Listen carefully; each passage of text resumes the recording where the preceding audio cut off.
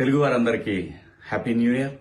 ఈ 2024లో మీ అందరి జీవితాల్లో వెలుగులు నిండాలని, మీరు అనుకున్న ప్రతి ఒక్క కోరిక నెరవేరాలని, కష్టపడే ప్రతి వాడికి కూడా మంచి ఫలితాలు రావాలని కోరుకుంటూ, అలాగే బిగ్ బాస్ హౌస్ నుంచి నేను గెలిచానా ఓడిపోయానా అనేది పక్కన పెడితే తెలుగు వారి కుటుంబాల్లో నా స్థానం సుస్థిరంగా ఉండేలా నేను ఆడానని బయటకు వచ్చిన తర్వాత నాకున్న ఫీడ్బ్యాక్, నేను చూసిన వీడియోలు ఇవన్నీ చూసిన తర్వాత నాకు అనిపించింది ఇది కదా నేను కోరుకున్నది అని.